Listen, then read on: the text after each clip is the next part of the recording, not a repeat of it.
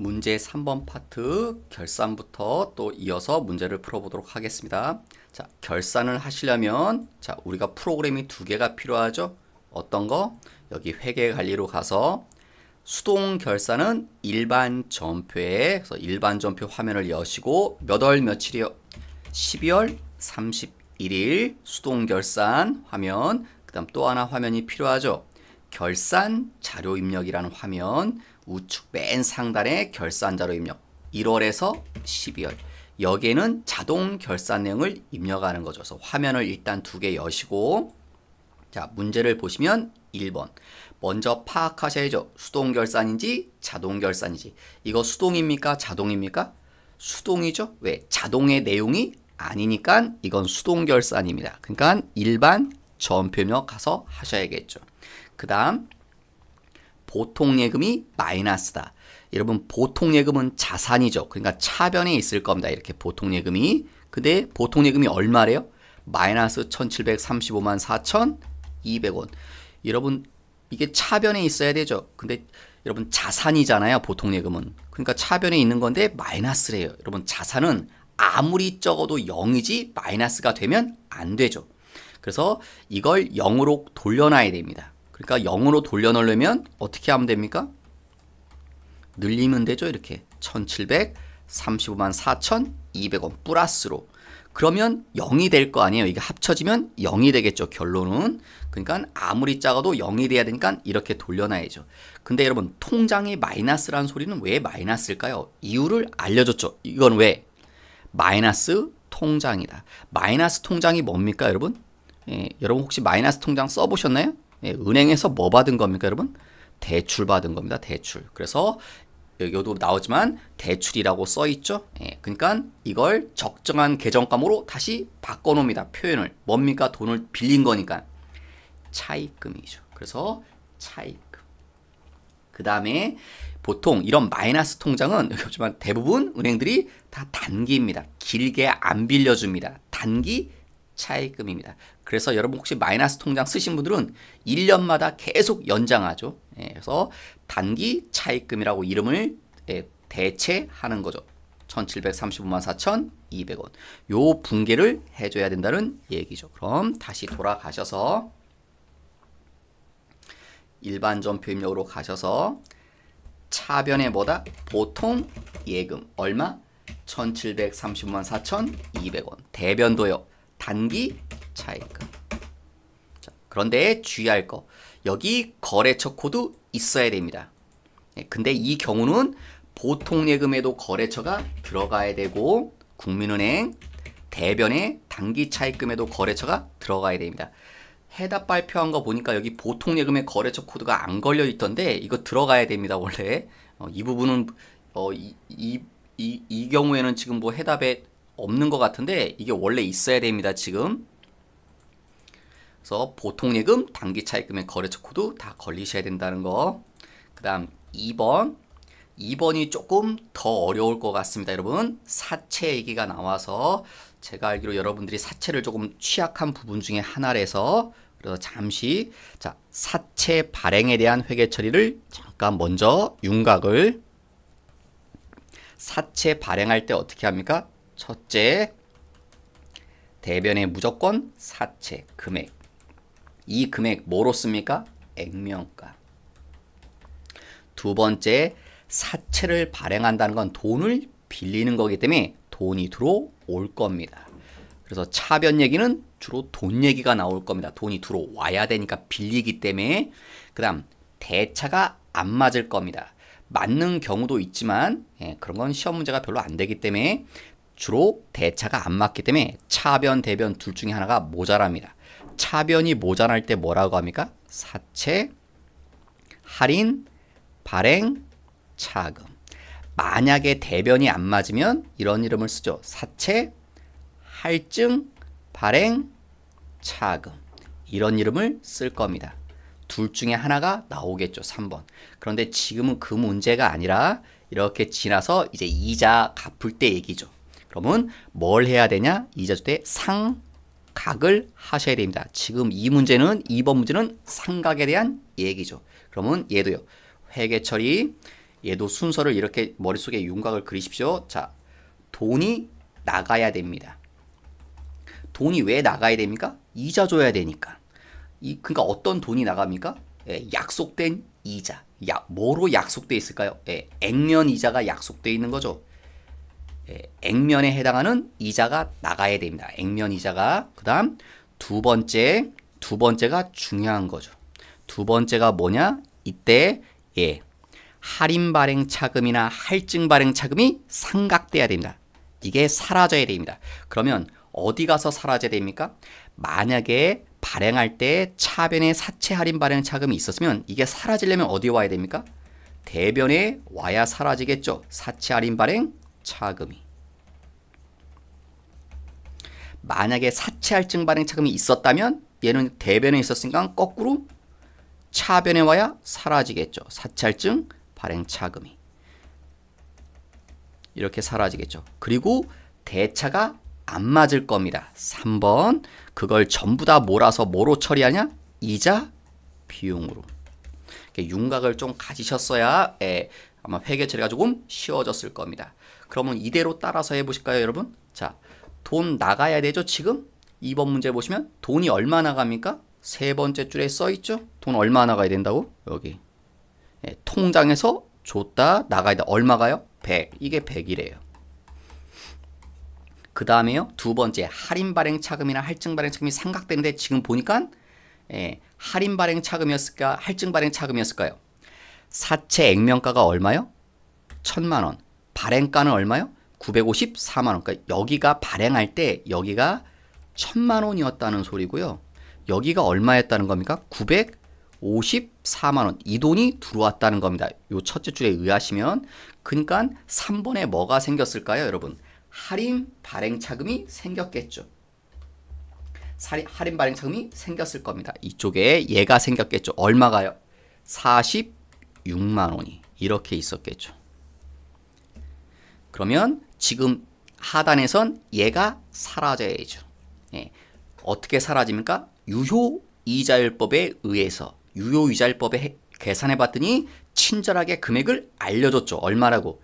22만 3천원. 22만 3천원만큼만 사라지는 겁니다. 그 금액을 계산해서 그냥 줬으니까 제시했죠. 그러면 자, 대차 세 번째 예죠. 여기가 얼마가 됩니까? 이자 비용은 122만 3천원이 돼야 대차가 다 맞죠. 그래서 사채 할인 발행 차금은 일종의 선 이자란 거거든요. 그래서 이자 비용은 총 122만 3천원이 될 겁니다. 자, 이걸 돌아가셔서 일반 전표 가서 자, 대변에 보통 예금 100, 그 다음 대변에 사채 할인 발행 차금 22만 3천원. 그걸 다 몰아서 이자 비용으로 122만 3천원. 그 다음 3번. 3번도 자동입니까? 수동입니까? 매도 가능증권 얘기가 나오네요. 매도 가능증권 얘기가 여기 나와 있죠. 그래서 수동이죠. 역시 일반 전피입력에 하셔야겠네요. 자, 17년 자료가 주어져 있고 17년 자료 보시면 얼마요? 100만 원에 취득했다. 자, 그러면 잠깐 보시면 17년도에 내가 산 금액이 얼마입니까? 100만 원. 여기 100만 원 샀습니다. 자, 그런데 언제요? 쭉 흘러서 17년 말 12월 31일에 이게 결산이니까 이때 뭘 하셔야 될까요? 평가를 해야겠죠. 평가를 했더니 뭐가 생겼다는 소리입니까? 매도 가능증권 평가 손실이 생겼다. 그럼 매도 가능증권 평가 손실이 생겼다는 건 올랐을까요? 떨어졌을까요? 떨어진 겁니다. 그죠? 그러니까 매도 가능증권 평가 손실이라고 했죠. 얼마가 됐을까요, 여러분? 주가가 떨어져 갖고 50만 원짜리가 됐나 봐요. 왜? 50만 원이 떨어졌으니까 100만 원짜리가 50만 원 떨어지면 50만 원짜리 이렇게 바뀌었다는 거죠. 그다음 이 얘기가 쭉 흘러다 오면서 지금 온 거죠. 지금이 언제 되면 18년 12월 31일입니다. 자, 이때 얼마가 됐다는 건가요? 55만 원짜리가 됐대요. 기말 시점의 공정가액은 55만 원. 그런데 여기 문제가 하나 있죠. 여기 잠깐 오기 전에 왜 이게 그대로 온 게 아니라 중간에 보니까 뭐라고요? 팔아버렸대요. 몇 프로를 팔아버렸어요? 50%를 처분해버렸어요. 그러면 이때 50%를 처분해버리면 50%만 생각하시면 됩니다. 이걸 쭉 이렇게 해서 50%에 해당하는 것만 생각해 보십시오. 그러면 이거 처음에 얼마 주고 산 걸까요? 50%는. 전부 다 100만 원에 산 거니까 절반은 예전에 샀을 때 50만 원에 샀다는 꼴이 되겠죠? 맞나요? 요 금액이 50만 원이었을 겁니다. 처음에 반만 생각하시면. 그 다음에 떨어졌다며요. 얼마가 떨어진 겁니까? 샀을 때보다 반이 떨어진 거죠. 그러니까 얼마짜리가 된 걸까요? 25만 원짜리가 됐을 겁니다. 반만 생각하시면 되니까. 그 다음에 쭉 흘러서 왔더니 얼마짜리가 돼버렸나요? 55만 원짜리가 돼버렸네요. 이때 기말의 공정가에 55만 원짜리가 돼버렸다. 됐나요? 그러니까 제가 지금 뭘 보냐면 가격의 흐름을 본 겁니다. 처음에 샀을 때 금액, 그 다음에 평가할 때 금액만. 팔았을 땐 얘기를 빼버린 겁니다, 여러분. 그래서 원래대로 하면 이렇게 흘러오는데 중간에 팔아봤다는 얘기에서 전부 다 절반 비율만 갖고 온 거죠. 그죠? 왜 이렇게 했느냐? 매도 가능 조건은 이렇게 해서 자 이제 우리 회계 처리를 하는데 매도 가능 조건은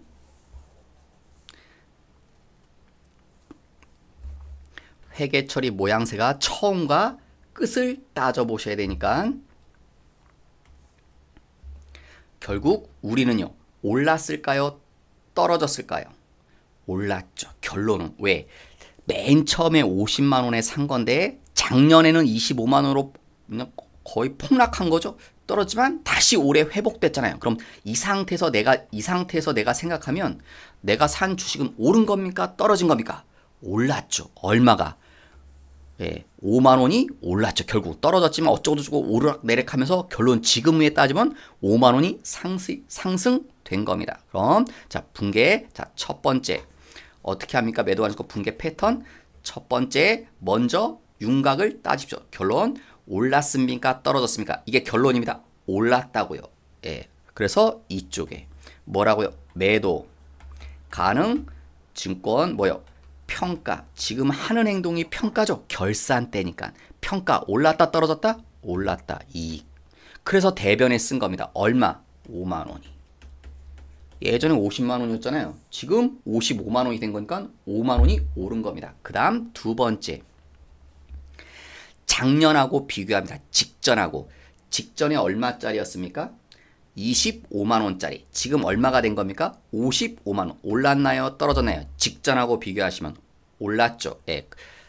주식이 올랐습니다. 그래서 2번 가치를 상승시켜야겠죠. 매도 가능증권. 이 주식의 가치가 얼마 올랐나요? 값이 30만 원 올랐습니다.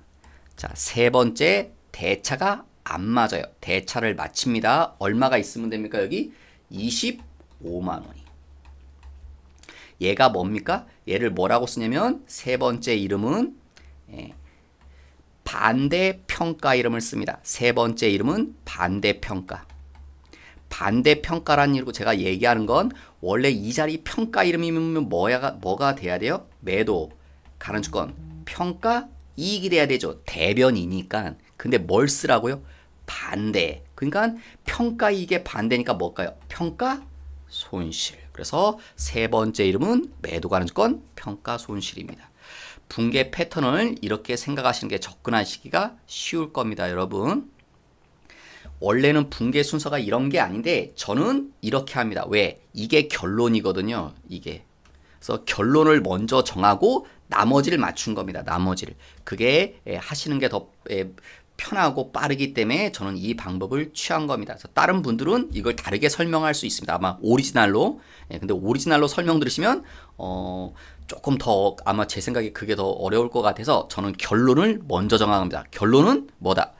처음과 지금을 비교하는 게 결론입니다. 올랐죠? 그래서 평가익 5만 원.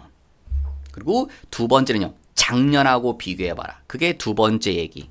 세 번째는 맞추는 겁니다. 대차를. 근데 어떤 이름으로? 반대평가 이름으로 세 번째를 맞춘다는 거. 자, 그럼 다시 돌아가셔서 자, 대변에 뭐라고요? 매도, 가능주권, 평가, 이익 얼마요? 5만원. 그 다음 차변에 매도, 가능주권. 근데 매도, 가능주권이 두 개 나오죠? 123번, 178번. 뭐 써야 되나요? 문제 이 말이 있습니다. 장기 투자 목적이란 말이. 이 말 알려준 이유가 이 번호 쓰라는 거죠. 178번은. 그래서 이게 얼마라고요? 30. 그 다음에 대차가 안 맞는다. 대변 쪽이 안 맞는데 반대 평가 이름. 평가 원래 대변이면 이익인데 반대니까 손실. 매도하는 건 평가 손실 25만원. 3번 문제도 좀 어려웠을 것 같습니다. 4번 결산 시점에 따라 일반 전표와 결산자료 입력에 입력하시오. 이게 뭡니까 여러분? 재고 자산에 대한 문제죠. 재고 자산 평가네요. 재고 자산 평가. 자, 먼저 뭐요? 일반 전표 입력하고 결산자료 입력에 입력하라고 했죠. 자, 내가 가지고 있는 거 실제 여러분 장부상 몇 개 있나요? 5,000개. 근데 장부상 5,000개인데 실제 보니까 몇 개요? 4,800개밖에 없죠. 내 실제로 창고에 가보니까. 그러니까 200개가 뭐 된 겁니까? 사라진 거죠. 200개가. 쭉. 200개가 날라갔습니다. 이걸 보고 뭐라고 표현합니까? 감모. 감모라고 하죠. 감모. 물건이 없어진 게 감모입니다. 그러면 감모, 금액으로 따지면 얼마일까요? 금액으로. 수량으로 알았습니다. 200개가 없어졌다는 거. 그러면 200개 곱하기 돈으로 따지면 200개 곱하기 원가입니까? 시가입니까? 원가. 제가 이런 말 혹시 제 수업 들으신 분은 제가 이런 말 할 거면 사라질 땐 원가로 한다. 원가가 얼마입니까? 예, 요게 원가죠. 10,000원이. 이건 시가고 그래서 10,000원. 그러면 몇 개가 금액으로 따지면 얼마가 없어진 거라고요? 예, 200만 원이 사라진 겁니다. 이게 감모입니다. 그 다음 감모 얘기가 나오면 반드시 따져야죠. 뭘? 정상이냐 비정상이냐. 그죠? 이것도 꼭 따져 보셔야죠. 정상이냐 비정상이냐. 자, 정상입니까? 비정상입니까? 문제선 정상적이라고 했죠. 정상적인 건 뭐로 처리합니까? 매출 원가로. 비정상적인 건 영업의 비용으로. 그런데 이론 시험 문제로는 여기까지인데 실기 시험 문제로는요. 지금 실기죠? 정상적인 건 회계 처리하지 않습니다. 원래는 하는 겁니다. 하는 건데 우리가 직접 해줄 필요 없습니다. 컴퓨터가 해줍니다. 다만 비정상적일 땐 우리가 손으로 직접 하셔야 됩니다. 어디 가서? 일반 전표 입력 가서 손으로 직접 회계 처리해줘야 됩니다. 모양새는 어떻게 됩니까? 모양새는 예를 들어서 이거라면 대변의 제품. 왜? 제품이라고 했으니까 얼마치가 없어졌어요? 200만 원어치가. 그 다음 잊으시면 안 되는 거 있죠? 여기 뭐 적유번호 몇 번? 8. 타계정 대체. 그리고 차변에 뭐라고 합니까? 재고, 자산, 감모, 손실 200만 원. 이렇게 회계처리를 해줘야 됩니다. 비정상적일 때. 그런데 지금은요. 정상이라고 했습니까? 비정상이라고 했습니까?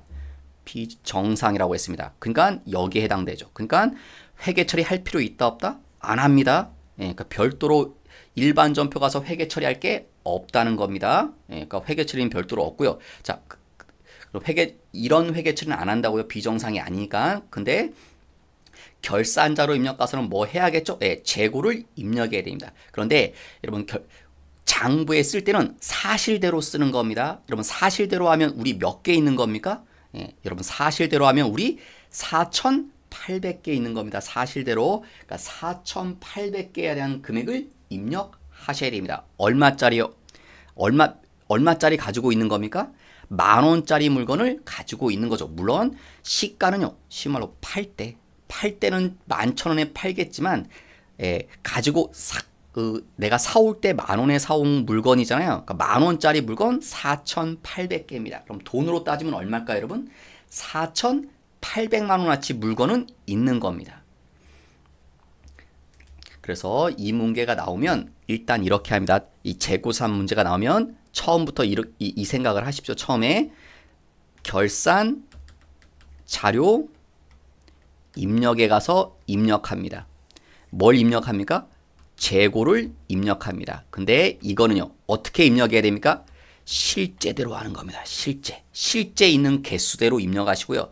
두 번째는요, 예, 이렇게 뭐가 나온 건 비정상 감모가 나오신 건 이건 어디 가서 여러분이 입력합니까? 일반 전표 입력 가서 이런 모양으로 입력을 하셔야 됩니다. 그런데 지금 문제는 이게 없다는 거죠. 그러니까 우린 이것만 하면 됩니다.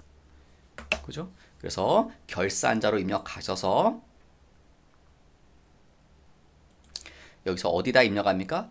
예, 기말 제품, 지금 제품에 대한 얘기죠. 자, 여기 있죠. 예, 기말 제품 재고액에 실제대로, 실제가 몇 개라고요? 아까 4,800개. 얼마짜리 가지고 있다고요? 10,000개. 그래서 돈으로 따지면 얼마라고요? 4,800만 원어치 제품이 있다고요. 네, 이것만 하시면 된다고요. 예, 정상적인 건 안 할 거니까 정상적인 건 무시합니다. 자, 이러면 결산 문제가 더 이상 없네요. 그러면 뭘 눌러요? 여기 상단에 전표 추가 버튼 눌러서 yes. 그리고 나오시고.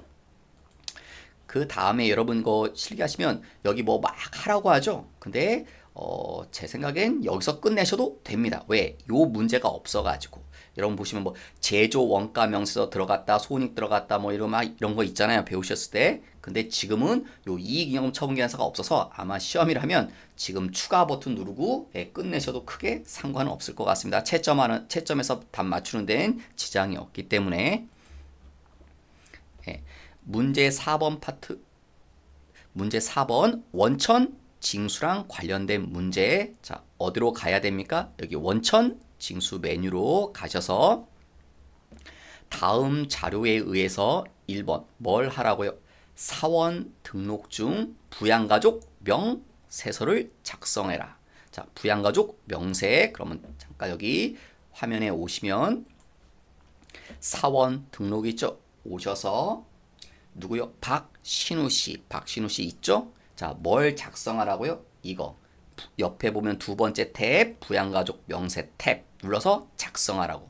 자, 중요한 점은 뭡니까? 요 부양가족 작성하실 때. 자, 나이와 소득을 따져서 기본 공제 대상자를 결정하시죠. 그게 중요한 얘기죠. 나이와 소득 따진다는 거. 자, 내 가족들 보니까 가족들 여기 나오네요. 자, 아버지 나이를 보시니까 1942년생. 여러분 지금 몇 년도 푸는 문제입니까? 18년도라고 문제 기준점은 19년도에 시험 봤지만 18년도라고 기준점을 줬습니다. 그러니까 지금 18년도라고 가정하시면 아버지는 1942년생이십니다. 그러면 몇 살이세요? 76세세요. 나이로 따지면 76세. 2018에서 1941을 빼보면 나이가 나옵니다. 그럼 아버지는 나이를 만족하나요? 네, 아버지 나이 되죠? 왜? 60살 이상이니까. 그 다음에 소득이 있나요? 없나요? 없다고 여기 써 있네요. 그러니까 아버지는 기본공제 대상자가 되나요? 되네요. 나이도 많고 소득도 없으니까. 그 다음 어머니는 몇 년생이요? 45년생이시랍니다. 그러면 어머니 나이는 몇 살입니까? 73세입니다. 그럼 나이는 만족하죠? 60세 이상이니까. 어머니도 소득이 없습니다. 그러니까 기본공제 대상자가 됩니다. 그 다음 배우자는 나이를 따지지 않죠. 배우자는 나이 필요 없고 대신 소득은 없어야 되죠. 근데 배우자 소득 보니까 소득이 있죠. 어떤 소득? 양도소득 금액 1,000만 원. 소득 금액이 얼마 초과되면 안 됩니까? 100만 원 넘으면 안 되죠. 100만 원이 넘었죠. 그러니까 배우자는 기본공제 대상자가 될 수 없습니다. 예, 배우자는 소득이 있어서. 자녀 2005년생, 2013년생. 뭐 대충 보셔도 알겠지만 나이가 되게 어리죠. 대충 통밥으로 따져도 20살 뭐 이하 그런 건 안 나올 것 같죠. 20살이 넘거나 그러진 않잖아요. 굳이 따져보면 얘는 몇 살이요? 13살이죠. 그 다음 소득 없다고 그랬죠. 자녀. 그러니까 기본공제 대상자가 얘 박장우 될 겁니다. 그 다음 또 하나 자녀 13년생이 있죠. 얘는 몇 살입니까? 5살. 자, 그리고 얘 나이 되죠? 20살 이하니까 소득 없으니까 얘도 기본공제 대상자가 되겠네요. 그러니까 기본공제 대상자가 되는 사람은 4명. 그 다음에 아버지는 또 뭐다? 장애인이라는 거. 그 다음 여기는 없는데 장모 얘기가 있네요. 장모 몇 년생이세요? 57년생. 그럼 나이는요? 61세입니다. 그럼 나이는 만족하나요? 안 하나요? 하죠? 소득 없죠? 그럼 되죠. 그러니까 기본공제 대상자가 될 수 있나요? 없나요? 되죠.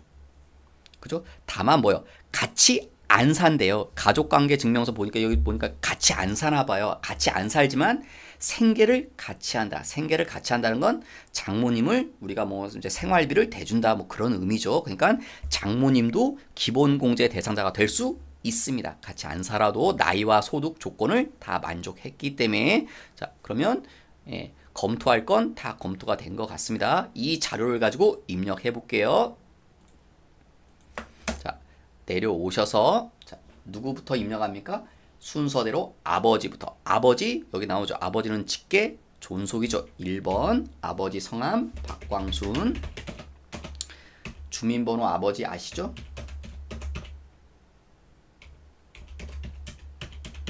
자, 그 다음 아버지는 되죠? 뭐라고 하면 됩니까? 60세 이상 기본공제 대상자가 되니까 그 다음에 아버지는 나이가 76세에서 70살이 넘으셨기 때문에 70세 이상이라서 경로자도 해당되죠. 컴퓨터가 나이 계산을 했기 때문에 알아서 체크해주죠. 친절하게. 그 다음 아버지는 또 뭐라고요? 장애인이시라고 그랬죠. 아버지 장애인. 장애인 복지법에 의해서 뭐 큰 말이 안 나오니까 장애인 복지법에 의했다고 하시면 되겠죠. 여기 장애인 복지법이라고 나와 있으니까. 그 다음 두 번째 이제 어머니도 입력하시면 되겠죠. 어머니 몇 번이요? 1번. 성함은요? 조순희씨. 주민번호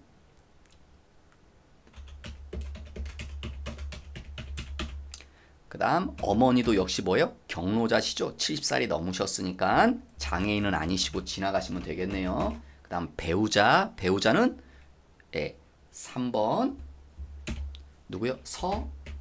서진희씨.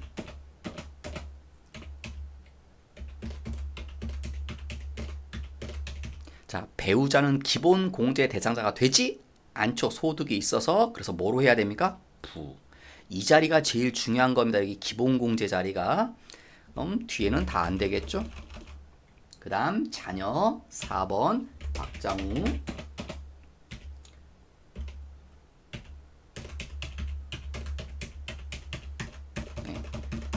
자녀의 자녀에서 자녀인지 체크를 하셔야겠죠. 여기. 그 다음 또 하나 자녀가 있죠. 박은우.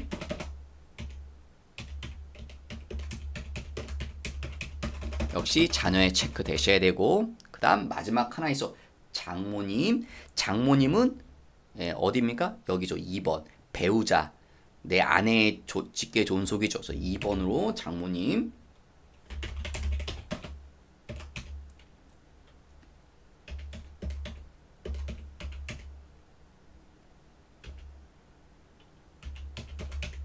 자, 장모님 60세 이상이시죠. 근데 장모님은 경로자는 아니시죠. 70살이 안 되셨으니까.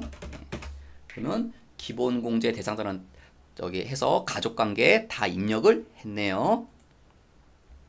그 다음 2번 얘기도 밑에 나오죠. 다음은 홈택스에서 조회한 자료다. 공제 가능한 모든 공제를 적용받고 싶다. 어디서 해요? 연말정산하라는 소리죠. 연말정산은 시험에 꼭 나오니까 자 하신 다음에 나오셔서 어디로 가야 됩니까? 연말정산 추가자료 입력. 가서 직원을 불러와야겠죠? 4번 F2를 눌러서 찾아도 되지만 지금 문제는 누구에 대해서 연말정산할지 알려줬죠. 누구요? 박신우. 사원코드 몇 번? 100번. 그러니까 뭐 아니까 100번이라고 쳐도 되겠죠. 4번을 알기 때문에 F2를 눌러서 박신우 씨 불러와도 상관은 없고, 그 다음에 기본 공제 이제 하셔야 되니까 어디로 갑니까, 여러분? 예, 뭐, 자, 이거 하란 말은 꼭 없죠. 원래는 이게 원래대로 하면 여기는 그 말이 없는데, 원래는 순서적인 건 여기 부양가족 탭에서 입력해서 연말정산 여기로 끌고 오는 거거든요. 여기서 입력해서 이렇게 끌고 오는 건데, 시험은 출제자 마음이래 가지고 여기를 하라고 낼 수도 있는데, 지금 문제 보니까 여기는 얘기가 나오지 않는 것 같아요. 그래서 여기서 연말정산 입력해서 직접 입력하셔도 상관은 없을 것 같습니다. 그렇게 여기서 해도 물론 상관은 없지만, 여기서 해도 크게 상관은 없는 것 같습니다. 자, 연말정산 요 자료 가지고, 자, 처음에 뭐 나옵니까? 보험료. 자, 보험료는 뭐 따져야 됩니까? 나이, 소득 다 따져야 된다. 요게 중요한 얘기죠. 나이도 따져봐야 되고 소득도 따져봐야 되고. 그러면 첫 번째, 본인의 자동차 손해보험료 되나요? 안 되나요? 되죠. 내 거는 다 되죠. 장남의 소득 생명보험료, 장남, 나이, 소득 다 만족하죠? 그러니까 이것도 되는 거네요. 그래서 보험료는 총 얼마? 120. 그러면 다시 연말정산 추가자료 입력 여기에 가셔서 보험료 오른쪽 줌에 있죠? 이 보험료 60번짜리 어디요? 장애인 보험료는 아니니까 일반 얼마? 합치면 120. 그 다음 보험료는 끝났고 이제 의료비. 여러분 의료비는 뭐 하나요? 의료비는 아무것도 안 따지죠. 의료비는 보통 다 해주죠. 나이 소득 따지지 않고. 그래서 아버지 인공관절 수술비 되죠. 300만원 되네요. 됩니다. 그런데 뭡니까 이거? 예. 아버지는 뭡니까? 장애인이라고도 했죠. 그러니까 장애인 의료비. 그렇게 부를 수도 있겠죠. 그 다음에 아버지 나이가 70살이 넘어섰죠. 경로자 의료비에도 해당이 되죠. 그 다음에 장남의 수술비 되죠. 장모님의 수술비. 근데 미용 목적 뭐 하안검이 저는 잘 뭔지 모르겠지만 그래서 여기 나왔죠. 미용 목적이라고. 미용 목적은 아파서 하는 게 아니기 때문에 이건 인정해주지 않죠. 빼고. 배우자의 맹장 수술비 되죠. 배우자 소득이 있지만 나이 소득을 따지지 않는다고 그랬죠. 의료비 할 땐. 그러니까 되겠네요. 그러니까 의료비는 몇 개만? 3개만 입력하시면 되겠네요. 320, 100. 그럼 다시 돌아가셔서 의료비 여기 61번 노란색 보이죠? 찍으면 창 뜬다. 자, 아버지 거 어디요? 아버지 건 여기 써도 됩니다. 65세 이상이니까 여기 두 번째 칸에 써도 되고요. 세 번째 칸에 써도 상관은 없습니다. 여러분 장애인이기도 하니까. 그러니까 여러분 여기 써도 두 번째 칸, 세 번째 칸 아무데나 써주시면 됩니다. 300. 그 다음 또 누구 거 돼요? 장남 거. 장남은 위에 세 칸에야 상관이 없죠. 그냥 그 밖에 20만. 그 다음 장모님 건 안 된다고 그랬고 배우자 거 되죠? 얼마? 100. 배우자도 여기 3개에 상관이 없죠? 그럼 여기 얼마? 120. 배우자 거 100 포함해서 그럼 다 됐네요. 확인. 그 다음에 교육비. 자, 교육비는요. 뭐 따지나요? 나이는 안 따지지만 이건 따져봐야죠. 소득이 있는 사람은 되지 않죠. 장남 소득 없죠? 그러니까 되네요. 장남 되죠. 근데 장남의 뭐죠, 여러분? 학원비래요. 여러분 장남이 아까 10살, 10 몇 살이었죠? 그러니까 아마 학생이죠? 초등학생이나 되겠죠? 학원 사교육비는 해주지 않죠. 그러니까 이건 안 됩니다. 사교육비는 누구만 해주나요? 취약 전 아동만. 그 다음에 장려 보육료. 보육료 되나요? 안 되나요? 보육료 되죠? 그래서 이것도 됩니다. 장녀, 딸아이는 나이가 되게 어렸죠, 여러분. 5살인가 뭐 그랬었죠, 여러분. 자, 그래서 110만원. 그래서 다시 돌아가셔서. 자, 교육비 여기 62번 줄에. 자, 장남은 뭐에 해당됐습니까, 여러분? 중고죠. 얘는 학교 다니는 나이죠. 그래서 100만원 장남. 확인.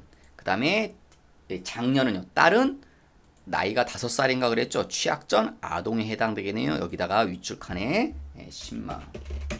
확인. 그러면 장남 거랑 장녀 거만 되겠네요. 그 다음 이제 마지막 기부금. 여러분 기부금은 뭐 따지나요? 나이는 안 따지고 소득만 따지죠. 본인 건 다 되죠. 그러니까 되겠네요. 그 다음에 지정 기부금이라고 그랬고, 그 다음에 장남 거, 장남 소득 없죠? 되네요. 장녀도 소득이 없죠? 되네요. 그러니까 100만원, 30만원, 10만원 다 되겠네요. 다 돌아가서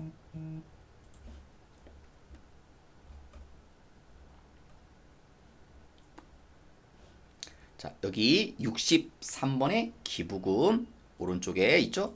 더블 클릭하면 또 창이 뜨죠. 자, 내거 기부금 뭐라고요? 지정 기부금 단체라고 그랬죠. 지정 기부금 단체, 종교 단체에는 해당되지 않죠. 그러니까 여기겠죠. 종교 단체 외에 여기다 100만 원. 그다음 장남 거 30만 원. 국군 장병. 여러분 국군 장병 위문 군품이래요. 그럼 뭐에 해당됩니까? 법정 기부금에 해당되죠. 30만 원. 그다음 장녀 10만 원 유니세프 이것도 지정 기부금이죠. 종교 단체가 아니니까. 그래서 여기에 10만 원. 그래서 110만 원이 되겠네요. 결국 10만 원 포함해지니까 확인. 자, 그러면 더 이상 연말 정산 얘기가 정산 자료는 없네요. 그러면 나오시면 될 것 같습니다. 그 다음 2번. 자, 뭐 하래 여러분? 퇴직 소득 자료를 입력하고 퇴직금. 퇴직금. 근데 보니까 잠깐 검토할 거 중간 정산을 한대요. 여러분 원칙적으로 지금 중간 정산은 인정해주지 않죠. 예외적인 사항에서만 중간 정산을 해주는데 지금 뭐 집 사느라고 중간 정산 돈 때문에 그래서 5번의 얘기가 나왔죠. 중간 정산 사유에 해당된다. 그러니까 시험 문제 냈겠죠. 안 되면 낼 문제 구성할 수도 없죠. 그래서 중간 정산 사유에 해당된다. 중간 정산 퇴직금 맞다고요. 그런데 이 문제는 아마 제 생각에요. 다른 거 이거 입력하는 자체는 어렵지 않았을 것 같은데 아마 쟤는 귀속월 때문에 아마 틀렸을 것 같아요. 귀속 시기 때문에. 왜냐면 지금 이 사람 중간 정산은 언제라고 했나요? 5월 31일. 지금 이 사람은요. 언제 입사했냐면 이때 입사했다고 나오죠. 12년 5월 20일 날 입사했다. 근데 실제로 그만둔 건 아니고요. 18년 5월 31일까지 그러니까 계속 다니는데 나 이 기간 동안에 해당하는 퇴직금을 조금 미리 달라고. 그게 중간 정산이죠. 근데 회사는 언제 줬나요? 이때 줬죠. 18년 6월 5일 날 지급했죠.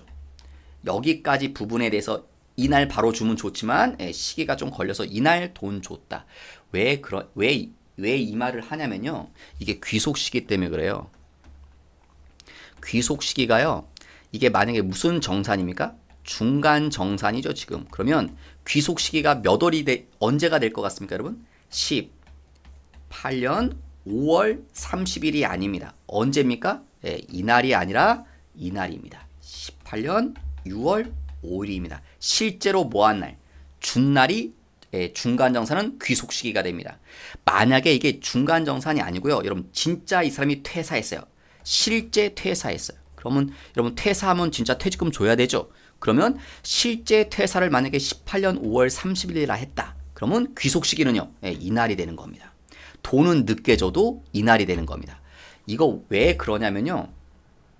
회사들이 막 편법 써서 그렇습니다. 그냥 간단히 이유를 드리면 중간 정산을 왜 귀속 시기를 그 중간 정산 일로 하는 게 아니라 실제 지급일로 중간 정산 시기를 잡는 이유는 여러분 회사들이요 세금 문제 때문에 생각해 보시죠. 여러분 회사가 세금을 내기 싫어. 그럼 세금을 내기 싫으면 이익을 줄여야 세금이 적게 나오겠죠. 이익을 줄이는 방법은 여러분 뭐 기본적으로 이거죠. 수익에서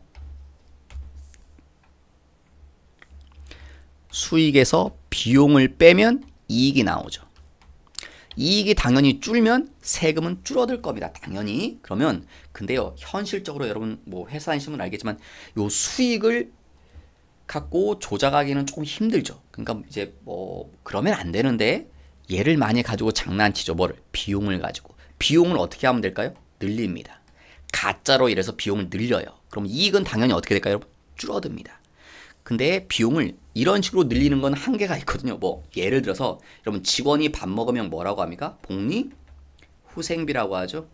내 직원이 밥 10,000원어치 먹었어요. 근데 세금을 내기 싫어. 이게 비용이잖아요. 그러니까 이걸 뭐예요? 조작해요. 조작하려고 어떻게 하냐? 복리 후생비 거짓말로 사실은 10,000원 밥 먹었는데 30,000원짜리 뭐가 더 이렇게 거짓말로 해요. 그러면 비용이 얼마 늘어나는 겁니까? 20,000원 늘어나죠. 그럼 이런 식으로 하면 세금 주는 효과도 안 생깁니다. 왜? 비용 20,000원 정도는 택도 없고요. 그러니까 이걸 엄청나게 많이 반복해야 돼요. 그러니까 너무 힘들죠. 그러니까 제 말은 이 비용을 조작하는데 한 번에 많이 조작할 걸 찾는 거예요. 한 번에 쉽게 많이 조작할 수 있는 거. 그게 뭘까요? 생각해보니까 퇴직금이죠. 왜? 퇴직금은 보통 뭐 금액이 꽤 되잖아요. 뭐 몇천 막 이렇게 보통 되니까. 그러니까 퇴직금 가지고 비용을 조작하는 겁니다. 어떻게 조작하냐면 이제 결산할 때 예를 들어서 18년이라고 하면 18년 12월 31일 날 장부에다 이렇게 달아요. 우리 회사 근로자들이 중간 정산을 요청했습니다. 그래서 퇴직금 줘야 돼요. 그래서 퇴직급여 예를 들어서 1억. 그리고 실제 돈은 줬다 안 줬다? 안 줬어. 그래서 뭐라고 그래요? 미지급 퇴직금 1억. 이렇게 장부에 써요. 그러면 퇴직급여는 뭡니까? 비용이죠. 비용이니까 이것 때문에 뭐는 줄어들까요? 이익이 감소됩니다. 비용이 많으면 이익은 감소되니까 그럼 당연히 뭐도 줄까요? 세금도 줄어. 그래서 이렇게 해서 세금을 적게 내. 그 다음에 뭐라고 해요? 그 다음에 19년도가 되면 이게 미지급이라고 했잖아요. 그럼 줘야 되는데 안 줍니다. 왜? 뭐라고 해요? 직원하고 합의 봐갖고 중간정산 안 하기로 했어요 하고 이거 도로 취소시켜버린 거예요.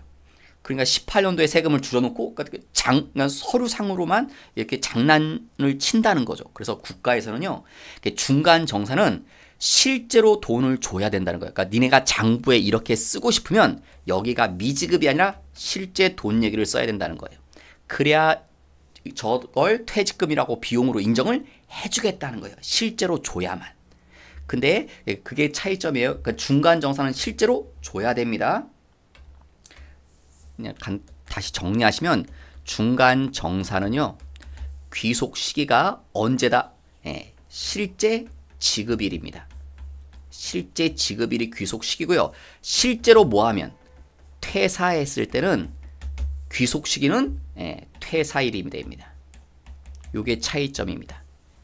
그래서 아마 제가 이 말 왜 했냐면 이 문제 틀리신 분들이 아마 이것 때문에 틀렸을 것 같아서 그랬습니다. 여러분 아마 많은 분들이 이것 때문에 틀렸을 것 같은데, 자 이제 가서 그럼 한번 보도록 하겠습니다. 자, 입력하는 건 어렵지 않으니까, 자 여러분 퇴사하면요 일단 이걸 먼저 여기 입사일 있고 퇴사일이죠. 중간 정산일 5월 31일일 그 얘기가 있네요. 그러면 자 가서 화면에 돌아가셔서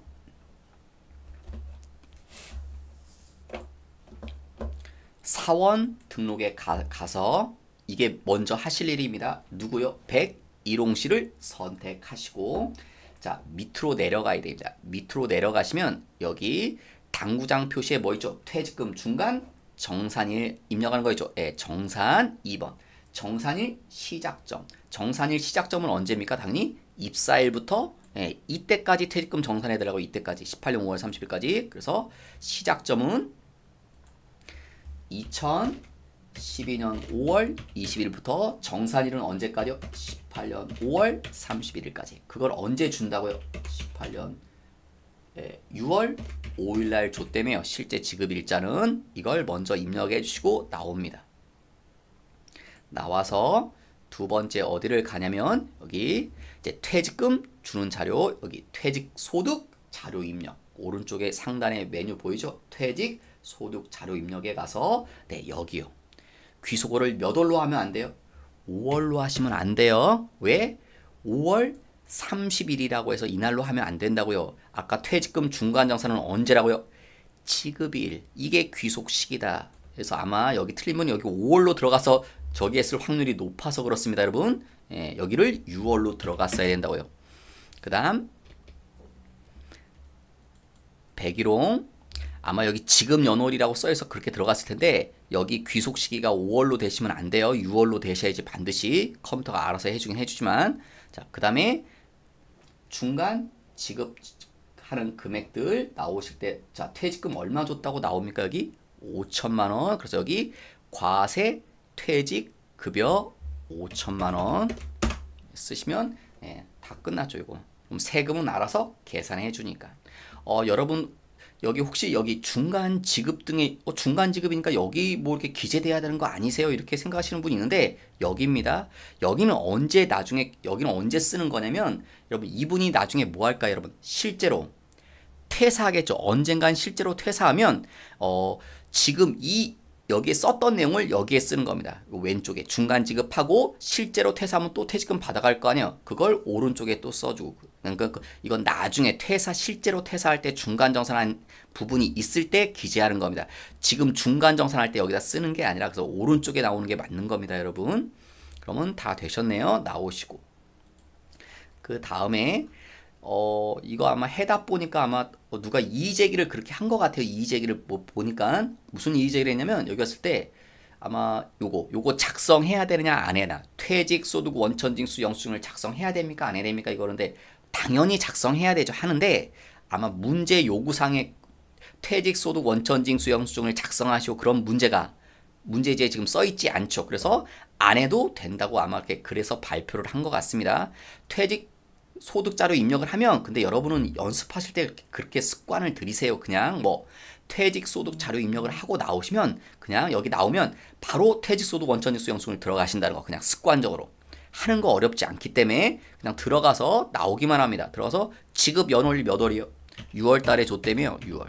예, 그럼 다 작성된 겁니다. 더 이상 할 게 없습니다. 여기 내용에서 이제 그러면 나오시면 얘도 다 작성이 되신 겁니다. 다음 이제 법인세 파트인데 법인세 파트는 법인세 세무조정은 다음 시간에 이어서 하도록 하겠습니다.